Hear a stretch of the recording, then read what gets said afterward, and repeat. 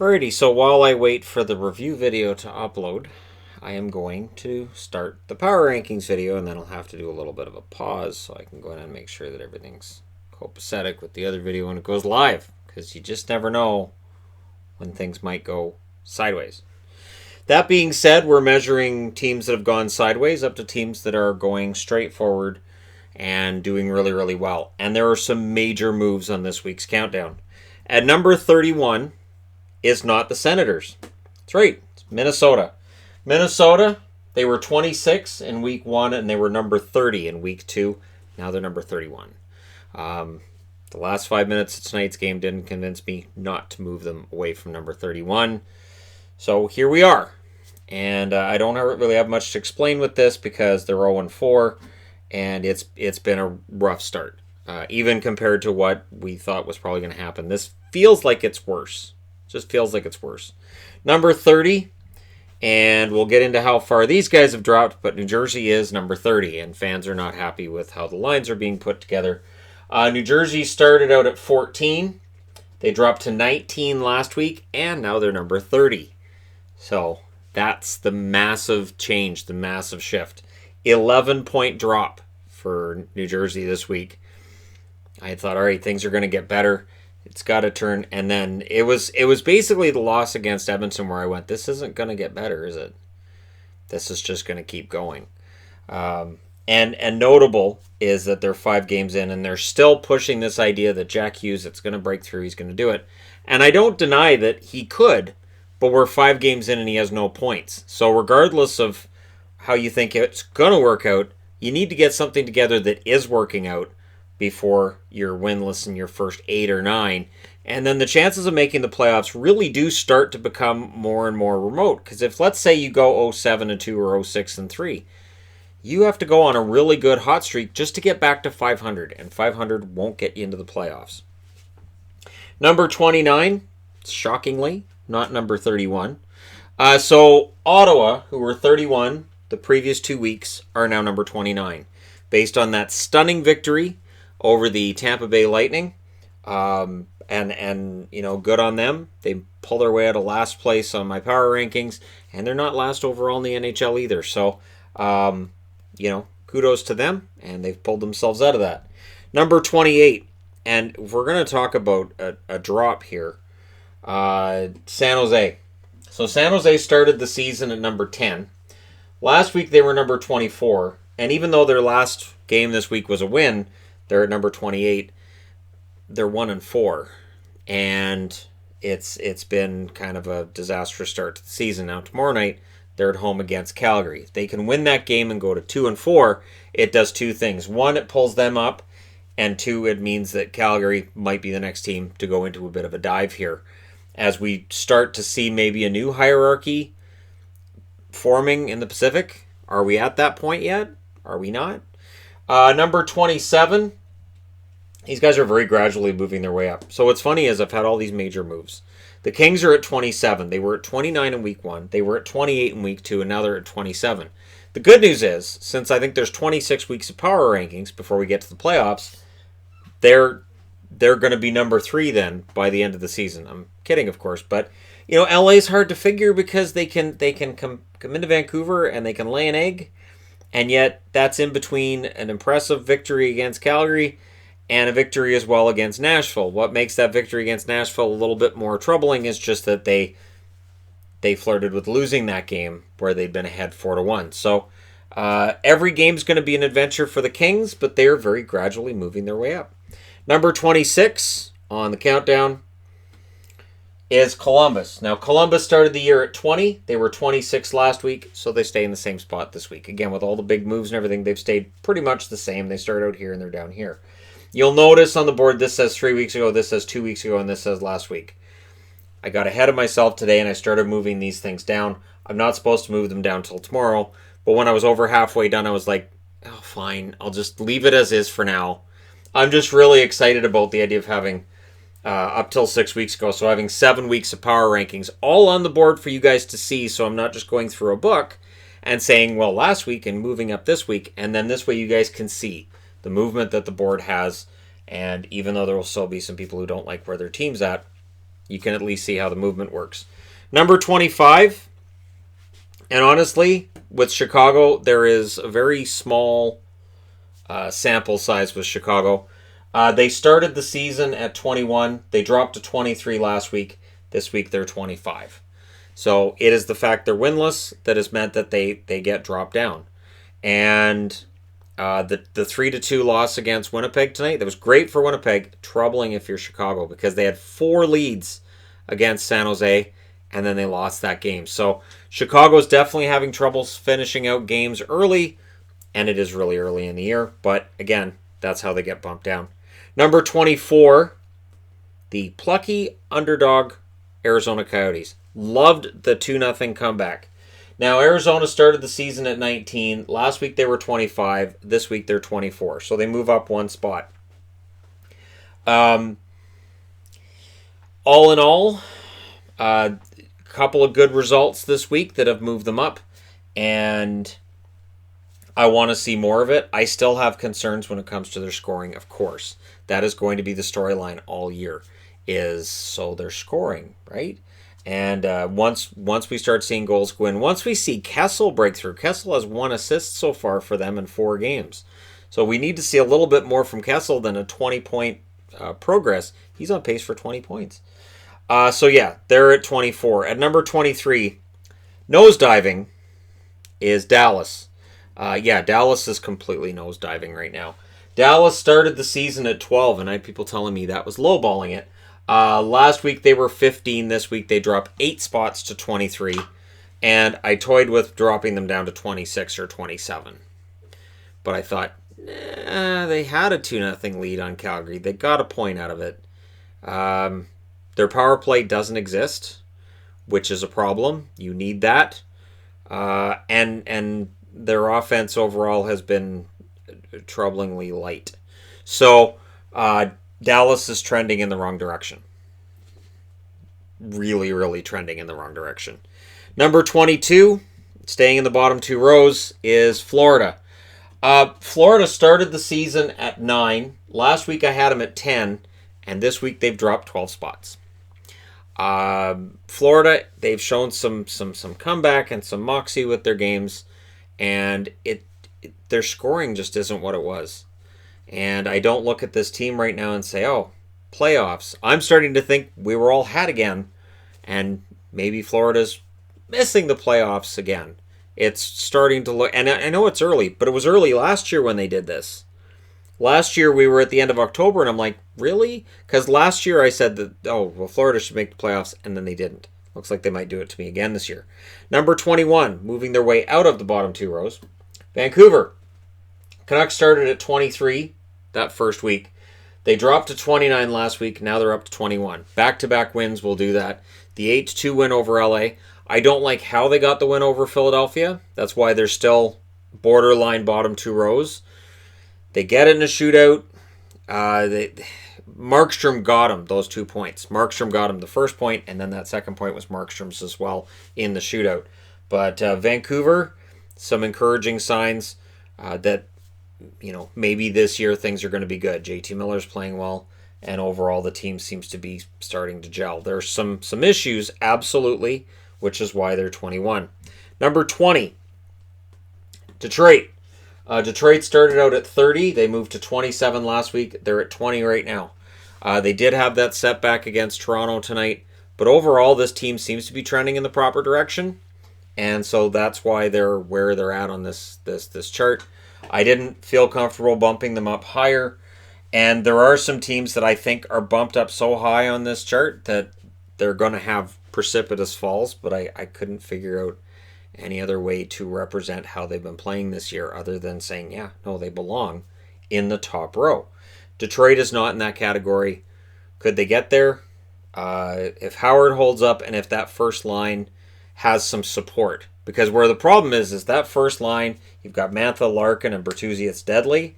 You need more support. You can't just have those 3.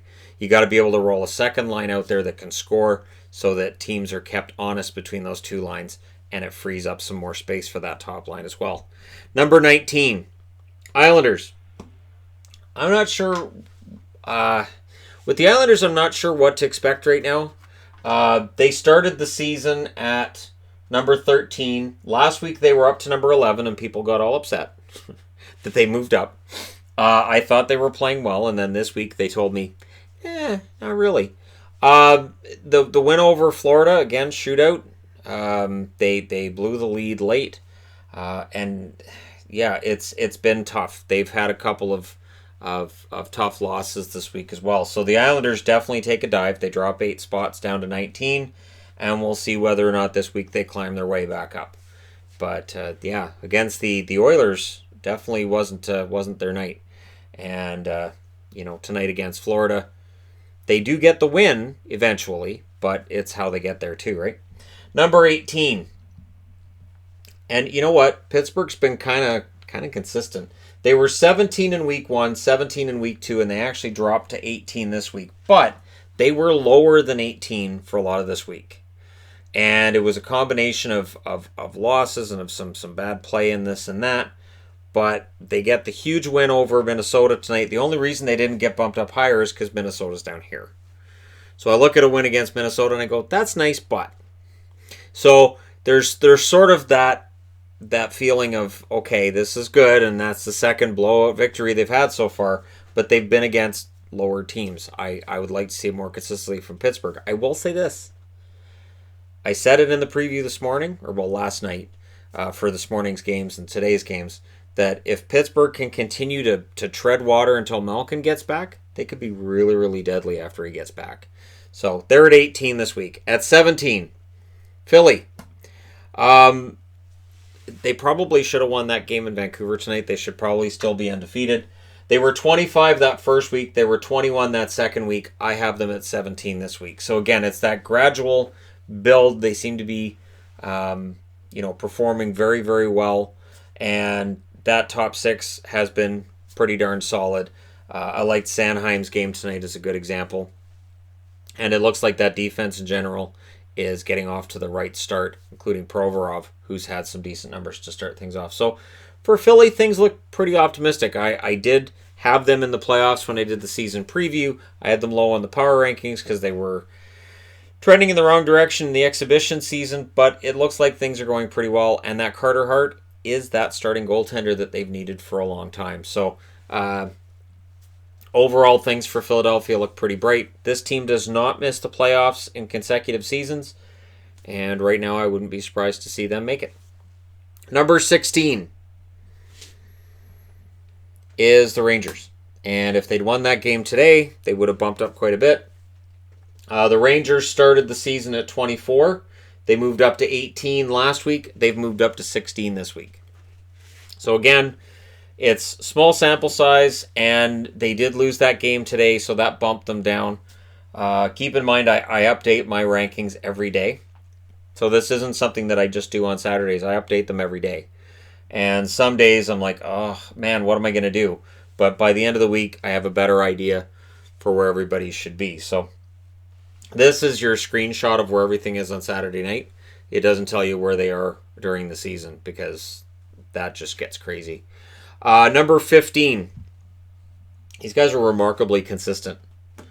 Winnipeg. Winnipeg was 15 before the season started. They were 16 last week. And now they're 15. They go in and they beat Chicago. They had a 2-0 deficit to overcome, and they overcame it, and they won that game. But Chicago's down at 25, so I do look at strength of schedule. I do look at the opponents that the teams have beaten, and that does factor into things. But that being said, Winnipeg has so far proven a lot of people wrong. They're on the right side of 500, and they look like a playoff team right now. And I know that we're really early, but it looks like they've got all the ingredients they need to at least make the playoffs. Who knows what's going to happen if they get there. If it's freewheeling offense and their defense is kind of optional, that's a bad idea, but maybe we're back to the 80s. Maybe it's going to happen. Number 14, Montreal. Montreal's won 2 games, but they've only lost how many in regulation? Exactly. Montreal, you get the feeling that they do need a little more finish, and Suzuki, I think, is going to break through at some point this year, and he could be a big difference maker. Montreal was 18 the week before the season started. They were 13 last week. They're 14 now. So they've stayed pretty consistent when you look at where they are in the power rankings from week to week. And yeah, they right now, to me, look like a team that will contend for a wild card spot. I'm not going to have them as like top 3, but I do think they're going to be a wild card contender. They could very well be in there right up until the end, because they have enough on the blue line. They have enough offense up front, and they have Carey Price in net that they're going to surprise some people, and they're going to be dangerous. At number 13, a very surprising team at number 13, and that's Anaheim. Anaheim, before the season started, I had them at 28. I had them at 20 last week, and this week they are at 13. Now, Anaheim is playing a trap. That's how it appears to me, that Anaheim is absolutely 100% playing the trap. And it's working so far. So they did suffer a loss this week, but they've only suffered one loss all year. And Anaheim, as I said, things might be shifting in the Pacific, with San Jose potentially having their struggles and having a lot to overcome. A team like Anaheim could totally take advantage of that and wind up finishing ahead of San Jose in the standings, based entirely off of where the standings are right now. There's already 6 points in between the two of them. So, at the end of the year, you might look and go, oh, look, Anaheim beat San Jose by 6 points. That's pretty good. And it may very well be just from now, that if they had the exact same record, Anaheim beats them. So, I've been impressed with Anaheim so far. Very impressed with Gibson and then Miller last night as well. Ducks look pretty good. Number 12. This one stuns me. This one's a shocker. It's Tampa. They went into Toronto and they won 7-3. And then they went into Ottawa and didn't look interested. And that's after not looking interested against Carolina. There's only so long you can go into games not look interested, and I can keep you higher up in this countdown. Tampa Bay was number 3 before the season started. They were number 5 last week. They dropped 7 spots to be here. And honestly, I had the hardest time not switching these two before starting this video. I really thought about it. Where I thought, you know what, Tampa, if it wasn't for that win against Toronto, you guys would be down around here. So Tampa's got some work to do. And I think motivation seems to be an issue. And I'm also wondering if, they come out of that game against Toronto 7-3 and they went, yep, cool, all right, good, we're back on track. And then they went back into their bad habits. That certainly is how it looked tonight or today. And we'll see how long that continues, because the pressure in Tampa has to be immense to win now. Number 11, you want to talk about a drop. The Capitals were number 1 last week and number 1 the week before. They were a shaky number 1 last week. This week, they got shaken right out of that tree altogether. They're down to number 11. They dropped 10 spots. So they went 1, 1, and now they're 1, 1. So there you go. It all works. That's how that worked. All kidding aside, Washington kind of bounced back with that win over Dallas. If Washington had lost to Dallas, they would be right down around here. Tampa would be here. Anaheim would be up here. But they did beat Dallas. It helped keep Dallas down in this area. And it prevented Washington from falling even further in a week. I think it was Sunday. I had already dropped them out of first place. And they're not going back for a while. So they got to stop blowing leads. They didn't blow a lead tonight, but it was against Dallas, who don't know how to score a power play goal, don't give goal support to their goaltending, and in general look kind of lost right now. There was a lot of talk about Pavelski before the season started. There's not a lot of talk about Pavelski now. This is the problem with signing a free agent who's been with one franchise his entire life, and he's 35 years of age. It can take a while for him to get it together, if he does. There's tremendous risk in those contracts, and I'm fine with the term, I guess, the money and everything. It's gonna be interesting to see where Dallas ends up if they miss the playoffs this year. One thing that bothered me was Ron MacLean said tonight on Hockey Night in Canada, he sees Dallas as like St. Louis last year. We need to lose that narrative now. I'm just saying, what St. Louis did is remarkable because it generally doesn't happen. So the idea that you're going to look for a team that's off to a really slow start and go, oh, I think that's this year's St. Louis. We can't be having that narrative because it generally doesn't happen. And you're also letting a team off the hook. Don't let a team off the hook. You expect more from them. Number 10, speaking of teams that we're expected more of, is Toronto. And, Toronto fans may not like being out of the top row, and I get it, but there will be those that say, how can they be ahead of Tampa? Well, Toronto went in and beat Detroit tonight. Tampa went in and lost to Ottawa this afternoon. So, for that reason, Tampa fell below Toronto. Toronto was behind Tampa at the start of the day. They're not there now. Toronto started the season at 6. They dropped to 7 last week, and now they're number 10. I don't think Toronto is as bad as they looked against Tampa.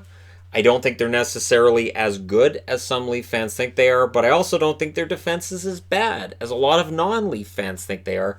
I'm trying my best to just stay in the middle and report on this how I see it, and how I see it is they're a good team. They should make the playoffs, and then hold your breath. Making the playoffs is the key. We saw that last year. You make the playoffs and then see what happens. There's a lot of people taking shots at their defense. The thing that I find funny is I was reading somebody talking about Tyson Barrie, and they thought they were getting a defensive juggernaut in Barrie. No, they didn't. They thought they were getting a guy in Barrie that could run their power play. They wanted somebody who could score 20 goals on the blue line, theoretically. They needed somebody other than Morgan Riley who could play the offensive side of things, and they felt Barrie was the answer for that. They knew it was a one-year deal. They know they can't bring him back long-term. A lot of revisionist history that goes on, and a lot of people seem to think, I know what they're thinking, and we don't. But how I see it, the way I saw it when they picked him up was power play, and they would take their lumps 5-on-5 with him defensively, thinking that he would improve their power play, which towards the end of last season was their problem. So Toronto, better than some think, probably not as good as some others think, and they end up at 10. Number 9, Calgary. The Flames are in danger. So the Flames started the season at 7. Last week they were at 8, and this week they're at 9. And it is a gradual drop. Some nights they look very, very good. They look like the team that won the West. And then tonight they didn't. But it was Vegas. So because they struggle in Vegas all the time, I looked at tonight's result and went, I'm not going to penalize them too much. I can't put them below Toronto or Washington based on this week alone. But they've got to pick it up because you've got Anaheim, potentially the Rangers, and Philly are 3 teams that have been moving up and could potentially end up being top 10 as soon as next Saturday. Because again, the movement is far more fluid early in the season than late in the season. So for the Flames, kind of a mulligan on that game tonight with Vegas. Although coming into today, I did have Calgary in 7th. They dropped out of that spot. Number 8. Nashville. The Nashville Predators are interesting. They were number 8 the first week. They were number 9 last week, and now they're number 8. Good team. They're a good team. And their ability to come back in the third period is excellent. But why do they have to keep coming back in the third period is the problem. And I have concerns about their goals against at this early stage of the season. Enough anyways. And that loss tonight against LA was concerning enough that they're not in the top row. Where they otherwise probably would have been if they'd gone in and beaten LA. So Nashville's kind of middling at this stage, but the funny thing is, last year right now, I believe they were number 1. And they were number 1 on the power rankings, I want to say 3 weeks in a row, because I know at one point I'm kind of tired of Nashville being number 1. So this year they're starting off a little bit slower, and maybe that's better for them, because the second half last season they weren't that good going into the playoffs. And then, of course, Dallas took them out in round 1. Maybe they're better off having that sort of mediocre one up, one down parts of the season done early so they have to work harder that second half of the season. Yeah, it's an excuse. These things happen. Number 7, the Vegas Golden Knights. So Vegas started the season at 5. They moved up to 3 last week, and now they're at 7. 3 wins and 2 losses for Vegas. I don't know. They won their first 2, they lost 2, and now they beat Calgary 6-2 in a game that, it definitely exposed how, Calgary makes turnovers. The other team can feast on them. And that's kind of what Vegas did tonight. Vegas, I want to see more from them. I want to see consistency. The losses to Boston and Arizona. The loss to Arizona was really eye-opening. Really, really was. So We know they can beat Calgary at home, and we know they can beat San Jose. I want to see in this coming week what else they can do. If they can go on a run, they go right back up to near the top of the rankings. But for right now, I'm happy with where they're at. Number 6, a tremendous move forward. They were 27 2 weeks ago. They were 22 last week. They move up 16 spots. The Edmonton Oilers, I'm willing to say, I'm 99% sure that is the fastest, highest move a team has ever made. That no team has ever risen 16 spots in a week. But the Oilers have done it. They're 5-0. And like I said, after that Rangers game today, they made me a believer. Where I'm like, okay, this is... Now, I get nervous because if you look at the teams they've beaten those 5 games and where they are on the power rankings board, they haven't really beaten the big name teams. But they've been good enough that, yes, I think they belong here this week, and we'll see what they do next week. So while we can all debate the Oilers spot, and now the review video has gone live, that's how long it takes. It takes about 35 minutes for it to upload and then process and go live. So now you guys know who the 5 teams are that aren't on the board yet. Number 5 is the Blues. The loss to Montreal tonight dropped them down. The Blues had honestly been flirting with top 2, top 3 for most of the week. They were number 2 coming into the season. They were number 4 last week. They're number 5 now. I don't think the Blues are going to drop that much. And I know people are going to look at that loss tonight. They're going to look at Binnington's numbers. And they're going to say, all right, this is the start of it. This is the start of things falling apart for St. Louis. I really don't think so. Binnington's numbers, for the most part, have been excellent. This is just one of those off nights that goaltenders have, proving that they're human. I know there's going to be Blues fans going, you're not saying Binnington's human. Yeah, no, that's exactly what I'm saying. These things happen. But yeah, so the Blues had that setback against Montreal. It definitely bumped Montreal into this row and bumped St. Louis down to number 5. Number 4. Yeah, for Sabres fans who are like, wow, seriously? Where are we? And if you're wondering, if you're watching this video, no, this isn't the part where I reveal, just kidding, I'm messing with the standings, just kidding. Buffalo started the season at 22. Last week they were 14, and this week they've moved up 10 spots to number 4. Now, Buffalo's rise to prominence, I have the same concerns about it as I do with Edmonton, which is who those wins are over, how some of those wins have taken place, all of these normal things. However, I can't look at their overall record and say they don't belong in this area on the countdown right now. They've been solid, and when they've needed to win, they've won. They're 4-0-1 now, and so yeah, Buffalo belongs here, and it's as weird to me as it is to everybody else. And I'm sure even for Sabres fans who were probably expecting a better season this year, this run at the start may feel a little bit unsustainable. Well, I don't know, they could win 80 games, sure, 70, sure. But don't win 62 or else it means you can't win any in the playoffs. That apparently is the rule now. So, yeah. For Buffalo, they're number 4, which means there's 3 fan bases out there going, well, wait, who's number 1? Well, number 3 is Carolina. Now, Carolina to start the season I had at 16, and I still see them by the end of the season as a team that may be a wild card, may struggle with that I think they'll be challenged in that. But last week they were number 12, and this week they're number 3. They move up 9 spots. Again, they're 5-1. They've been pretty darn explosive. They've been able to come from behind a lot.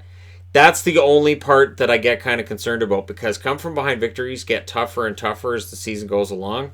So you don't want to be that team that needs those come from behind victories, because eventually they dry up. They go away. And what you're left with is a team that barely loses, or has a win and in their pocket, and then they end up losing somehow as the season rolls on. So I did see a couple of very good wins for them, and then today they lost at home against Columbus, but I didn't penalize them for it. I didn't move them up or down based on that result. I felt, you know what, they're at the right spot at 3. If they had won tonight at home against Columbus, you could make an argument they might belong at number 1. Number 2 is Boston. Now, there are Boston fans that will say, hey, that loss they had against Colorado, who are, bam, number 1, It was a 4-4 tie and 2 goals were called back. Boston was number 2 last week.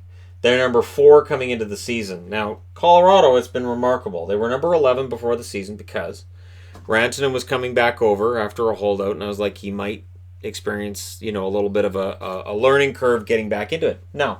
So last week they moved up to 6. That was a spot jump of 5, and they've moved up 5 spots again this week to 1. And I had this debate internally with myself about, Colorado, they lost the lead against Arizona, and then they won in overtime. Does that? No, not really. That doesn't really matter. Cale Makar looks like a veteran out there. He looks fantastic. That first line's absolutely deadly. And they're getting some goals from players you wouldn't expect. And they're playing really, really well. So for me, Colorado right now is playing the best hockey in the league. And Boston, I have at second. I think Boston's playing not really a trap, but they already have 2 shutouts, which is a trap-ish warning. Although it also tells you their goaltenders are both pretty good. So there's that side of it as well. But there you go. Your overalls, and this is of course last week, the week before, and so we're all set. We're all good. We're all done. I'm not going to do the swap this week. I don't want to have to. And here's the thing: people will skip to the end and they'll complain. And when this video has gone live and within 5 minutes you see people complaining about where teams are, it's because they skip to the end and they don't want to hear my explanation. But the way that I've come to make peace with this over the last 3 years is, if you don't want to sit through the video and hear why teams are where they are, or the thought process that goes into it, why should I answer people who haven't watched the video when they're demanding to understand why teams are in certain spots? That's how I see it. Is I don't, if it's sort of like going into class and seeing the answer on a test and going, well, that answer's stupid. And not having listened to the teacher explaining how you get to that answer. So that's kind of how I see it. And since I have the whiteboard and I'm always referred to as sort of like a professor or a teacher anyways, I might as well roll with it. So I don't want to do the switcheroo at the end anymore. I don't like doing it anymore because it just, I think with the channel having so many subscribers now, I think it actually detracts from what I'm doing with the power rankings. But by all means, let me know what you guys think in the comment section below as always. Don't forget to hit like and subscribe if you're browsing your way through. You just happened upon this video. And now I can upload this and then go turn in for the night. It's been a long day. Thank you guys so much, though, for all your support and for making this worthwhile and making me want to do this every day. And I will definitely talk to you again, well, in the morning when we do a preview for Sunday's games and any news that might take place. There was no news of the day video today because, well, I was watching hockey all day and there really wasn't any news to report because there was hockey. Thank you guys so much. I'll talk to you again soon.